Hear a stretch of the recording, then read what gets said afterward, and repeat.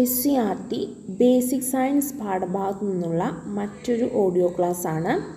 ഇന്നത്തെ ഓഡിയോ ക്ലാസ്സിൽ 9ാം ക്ലാസ്സിലെ രണ്ടാമത്തെ ചാപ്റ്ററായ ആഹാരം അന്നപഥത്തിൽ എന്ന പാഠഭാഗത്തു നിന്നുള്ള ക്വസ്റ്റ്യൻസാണ് ഉൾപ്പെടുത്തിയിട്ടുള്ളത്. ക്വസ്റ്റ്യൻസിലേക്ക് കിടക്കാം.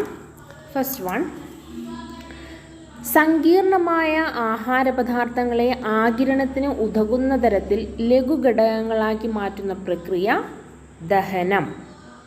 ശരീരപ്രവർത്തനത്തിനാവശ്യമായ ഊർജം നൽകുന്നത് ധാന്യകം, കൊഴുപ്പ്.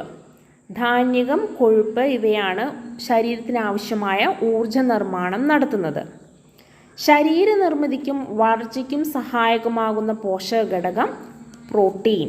ശരീരനിർമ്മിതിക്കും വളർച്ചയ്ക്കും സഹായകമായ പോഷക ഘടകം പ്രോട്ടീൻ. ശരീര താപനില നിയന്ത്രിക്കുന്നത് ജലം. ആഹാരം കടിച്ചു മുറിക്കുന്നതിന് സഹായമാകുന്ന പല്ല് ഉളിപ്പല്ല്. കടിച്ചു മുറിക്കുന്നതിന് ഉളിപ്പല്ല്.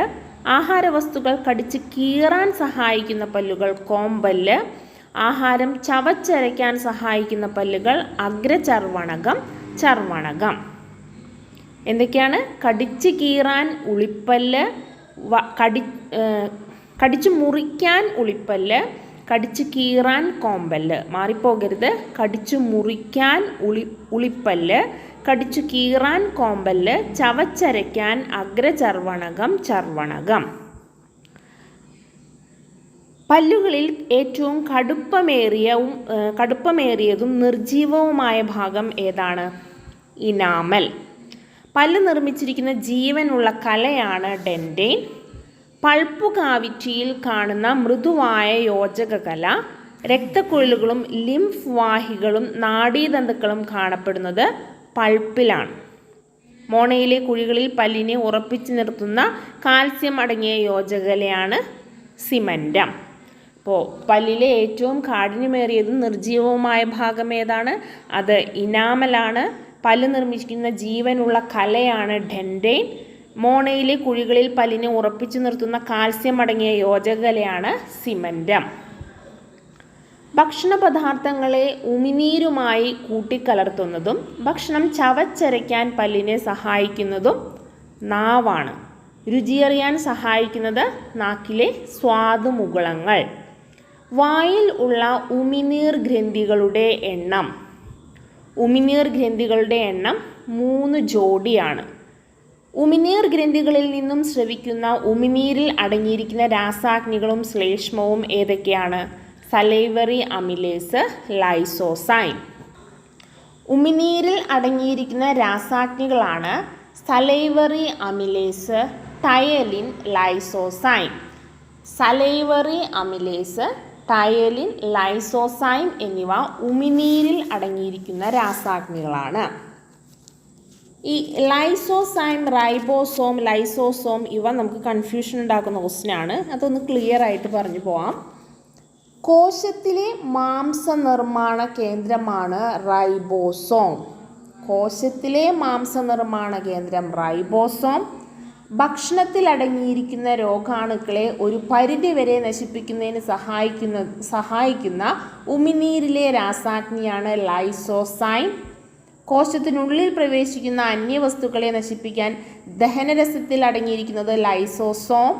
മണ്ണിൽ നൈട്രജൻ്റെ അളവ് കൂടുന്നതിനായി ഉപയോഗിക്കുന്ന ബാക്ടീരിയ റൈബോസിയം. അപ്പോൾ ഏതൊക്കെയാണ്? കോശത്തിലെ മാംസനിർമ്മാണ കേന്ദ്രമാണ് റൈബോസോം. ഭക്ഷണത്തിൽ അടങ്ങിയിരിക്കുന്ന രോഗാണുക്കളെ ഒരു പരിധിവരെ നശിപ്പിക്കുന്നതിന് സഹായിക്കുന്ന ഉമിനീരിലെ രാസാഗ്നിയാണ് ലൈസോസൈം. കോശത്തിനുള്ളിൽ പ്രവേശിക്കുന്ന അന്യവസ്തുക്കളെ നശിപ്പിക്കാൻ വേണ്ട ദഹനരസങ്ങൾ അടങ്ങിയിരിക്കുന്നത് ലൈസോസോം. മണ്ണിൽ നൈട്രജൻ്റെ അളവ് കൂടുന്നതിനായി ഉപയോഗിക്കുന്ന ബാക്ടീരിയ റൈബോസിയം. ഉമിനീരിൽ അടങ്ങിയിരിക്കുന്ന രാസാഗ്നികൾ ഏതൊക്കെയാണ്? Salivary amylase, ptyalin, lysozyme. അന്നജത്തെ മാൾട്ടോസ് ആക്കി മാറ്റുന്നത് ടയലിനാണ്. അന്നജത്തെ മാൾട്ടോസ് ആക്കി മാറ്റുന്നത് എന്താണ്? ടയലിൻ. അന്നജത്തെ ഭാഗികമായി മാൾട്ടോസ് ആക്കി മാറ്റുന്നത് സലൈവറി അമിലേസ്, ടൈലിൻ എന്നിവയാണ്. ഭക്ഷണത്തിലൂടെ പ്രവേശിക്കുന്ന രോഗാണുക്കളെ ഒരു പരിധിവരെ നശിപ്പിക്കുന്നതിന് സഹായിക്കുന്നത് ലൈസോസൈം.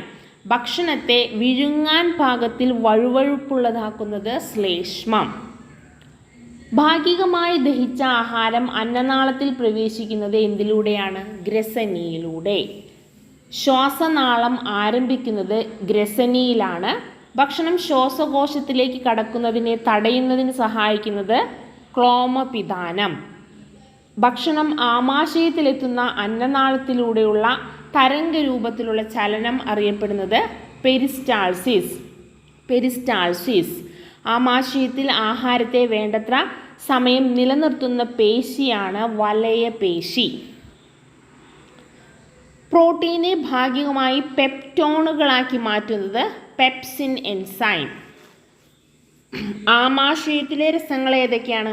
നമ്മൾ ഉമിനീരിലെ രാസാഗ്നികൾ പഠിച്ചു. Salivary amylase, ptyalin, lysozyme. ഇനി ആമാശയരസത്തിലെ രാസാഗ്നികളാണ് അമിലേസ്, ട്രിപ്സിൻ, ലിപ്പേസ്. ഏതൊക്കെയാണ്? ആമാശയരസത്തിലെ രാസാഗ്നികളല്ല. ആമാശയരസത്തിലെ രാസാഗ്നികളാണ് പെപ്സിൻ, റെനിനാണ് ആമാശയരസത്തിലെ രാസാഗ്നികൾ.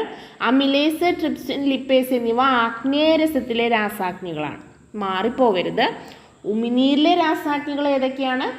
Salivary amylase, ptyalin, lysozyme.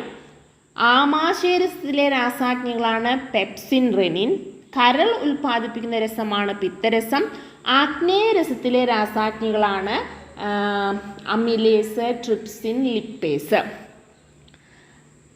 മാംസ്യത്തെ പെപ്റ്റോണുകളാക്കി മാറ്റുന്നത് പെപ്സിനാണ്. ആമാശയരസത്തിലെ രാസാഗ്നികൾ പെപ്സിനും റെനിനുമാണെന്ന് പറഞ്ഞു.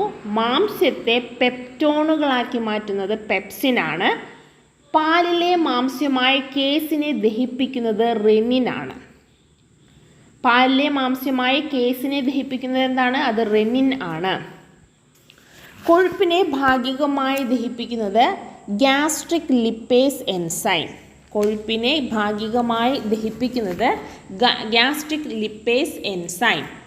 ആമാശയരസത്തിലെ പ്രധാന ഒരു ഘടകമാണ് ഹൈഡ്രോക്ലോറിക് ആസിഡ്. ഹൈഡ്രോക്ലോറിക് ആസിഡ് നിർമ്മിക്കുന്നത് ആമാശയഭിത്തിയിലെ ഓക്സിൻറ്റിക് കോശങ്ങൾ ആണ്. ഹൈഡ്രോക്ലോറിക് ആസിഡ് നിർമ്മിക്കുന്നത് ആമാശയഭിത്തിയിലെ ഓക്സിൻറ്റിക് കോശങ്ങൾ. ഭക്ഷണത്തിലെ രോഗാണുക്കളെ നശിപ്പിക്കുകയും ആമാശയത്തിൽ നടക്കുന്ന ദഹന പ്രക്രിയയ്ക്ക് യോജിച്ച pH ക്രമപ്പെടുത്തുകയും ചെയ്യുന്നത് ഹൈഡ്രോക്ലോറിക് ആസിഡാണ്. ആമാശയത്തിലെ ഹൈഡ്രോക്ലോറിക് ആസിഡിൻ്റെ pH മൂല്യം 1 മുതൽ 3 വരെയാണ്. ഹൈഡ്രോക്ലോറിക് ആസിഡിൽ നിന്ന് ആമാശയഭിത്തിയെ സംരക്ഷിക്കുന്നത് ആവരണകലയിലെ സവിശേഷ കോശങ്ങൾ സ്രവിക്കുന്ന ശ്ലേഷ്മവും ബൈകാർബണേറ്റുകളുമാണ്. അപ്പോൾ ഹൈഡ്രോക്ലോറിക് ആസിഡിൽ നിന്ന് ആമാശയത്തെ സംരക്ഷിക്കുന്നത് എന്താണ്? ആവരണകലയിലെ സവിശേഷ കോശങ്ങൾ സ്രവിക്കുന്ന ശ്ലേഷ്മവും ബൈകാർബണേറ്റുകളും. ദഹനരസങ്ങളുടെ പ്രവർത്തനങ്ങളിൽ നിന്ന് ആമാശയഭിത്തിയെ സംരക്ഷിക്കുന്നത് ശ്ലേഷ്മം. ആമാശയത്തിൻ്റെ ഉൾഭാഗത്തെ ആവരണം ചെയ്ത് ആസിഡിനെ ചെറുക്കുന്നത് ശ്ലേഷ്മം. ആസിഡിനെ നിർവീര്യമാക്കുന്നത് ഹൈ ക്ഷാരമായ ബൈകാർബണേറ്റ്. ആസിഡിൻ്റെ ഉൽപ്പാദനം ക്രമാതീതമാവുകയും അസിഡിറ്റി ഒരു ആരോഗ്യ പ്രശ്നമാവുകയും ചെയ്യുന്ന അവസ്ഥയാണ് ആമാശയ വ്രണം അഥവാ ഗ്യാസ്ട്രിക് അൾസർ. കരൾ ഉൽപ്പാദിപ്പിക്കുന്ന രസം ഏതാണ്? അത് പിത്തരസമാണ്. പിത്തരസത്തിൽ എൻസൈമുകളില്ല. കൊഴുപ്പിനെ ചെറുകണികകളാക്കുകയും ഭക്ഷണത്തെ ക്ഷാരഗുണമുള്ളതാക്കുകയും ചെയ്യുന്നതിലൂടെ ദഹനത്തെ സഹായിക്കുന്നത് എന്താണ്? പിത്തരസം. കരൾ ഉൽപ്പാദിപ്പിക്കുന്ന പിത്തരസം സംഭരിക്കുന്നത് പിത്താശയത്തിൽ. ആഗ്നേയരസത്തിലെ രാസാഗ്നികൾ ഏതൊക്കെയാണ്? Amylase, trypsin, lipase.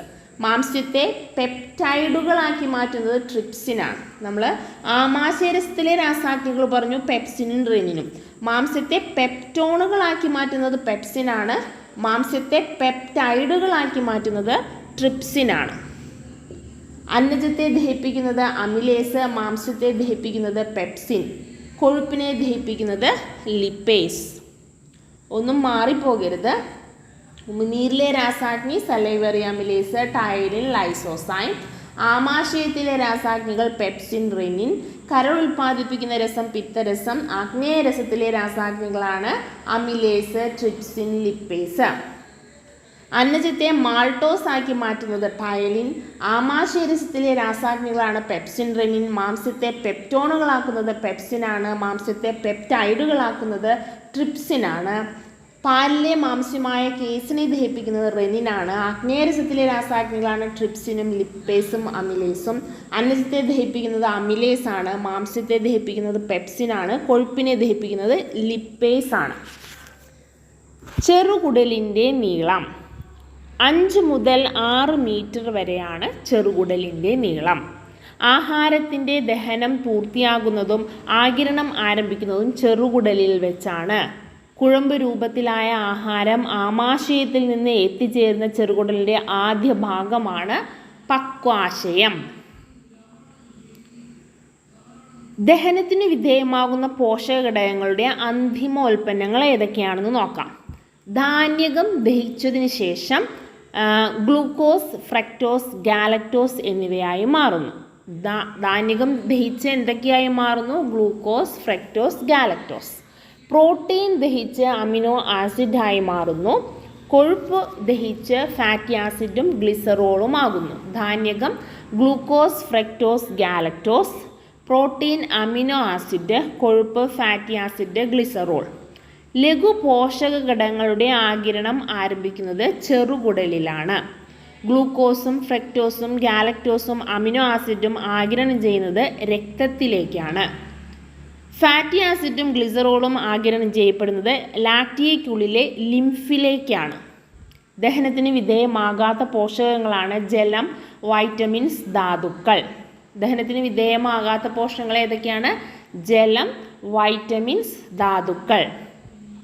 ചെറുകുടലിൻ്റെ ഭിത്തിയിൽ കാണുന്ന സൂക്ഷ്മങ്ങളായ വിരലുകൾ പോലുള്ള ഭാഗമാണ് വില്ലസുകൾ. ചെറുകുടലിനകത്തെ പോഷക ആഗിരണത്തിനുള്ള പ്രതല വിസ്തീർണം അനേകം മടങ്ങ് വർദ്ധിപ്പിക്കുന്നത് വില്ലസുകൾ. പോഷകഘടകങ്ങളുടെയും ഏകദേശം 90% ജലത്തിൻ്റെയും ആഗിരണം നടക്കുന്നത് വില്ലസിലൂടെ. ഗന്ധം വ്യാപിക്കുന്നതും മഷി വെള്ളത്തിൽ പടരുന്നതും എന്തിന് ഉദാഹരണമാണ്? ഡിഫ്യൂഷന് ഉദാഹരണമാണ്. ചെറുകുടലിൽ ജലം ആഗിരണം ചെയ്യപ്പെടുന്നത് ഓസ്മോസിസ് വഴിയാണ്. ഗാഢത കൂടിയ ഭാഗത്ത് നിന്ന് കുറഞ്ഞ ഭാഗത്തേക്ക് ഒരു അർദ്ധധാരി സ്തരത്തിലൂടെയുള്ള ജലതന്മാത്രകളുടെ പ്രവാഹമാണ് ഓസ്മോസിസ്. ചെറുകുടലിൽ വെച്ച് ആഗിരണം ചെയ്യപ്പെട്ടു കഴിഞ്ഞ ശേഷം അവശേഷിക്കുന്ന ഭൂരിഭാഗം ലവണങ്ങളും ജലവും ആഗിരണം ചെയ്യപ്പെടുന്നത് എവിടെ വെച്ചാണ്? വൻകുടലിൽ. മനുഷ്യൻ്റെ വൻകുടലിൽ വസിക്കുന്ന ചില ബാക്ടീരിയകൾ ഉൽപ്പാദിപ്പിക്കുന്ന വൈറ്റമിൻ ആണ് വിറ്റമിൻ കെ. വിറ്റമിൻ കെ പോലുള്ള പദാർത്ഥങ്ങളുടെ ആഗിരണം നടക്കുന്നത് എവിടെയാണ്? വൻകുടലിൽ. ദഹനപ്രക്രിയയ്ക്ക് എടുക്കുന്ന സമയം 4 മുതൽ 5 മണിക്കൂർ വരെയാണ് ദഹനപ്രക്രിയയ്ക്ക് എടുക്കുന്ന സമയം. ചെറുകുടലിൻ്റെ നീളം എത്രയെന്നാണ് പറഞ്ഞത്? 5 മുതൽ 6 മീറ്റർ വരെ. ദഹനപ്രക്രിയയ്ക്ക് എടുക്കുന്ന സമയം 4 മുതൽ 5 മണിക്കൂർ വരെയാണ്. വൻകുടലിൽ ഉൽപ്പാദിപ്പിക്കപ്പെടുന്ന വൈറ്റമിൻ ഏതാണ്? Vitamin K. ഇത്രയും ക്വസ്റ്റ്യൻസ് ആണ് ഈ പാഠഭാഗത്ത് നിന്ന് പഠിക്കാനുള്ളത്. Thank you.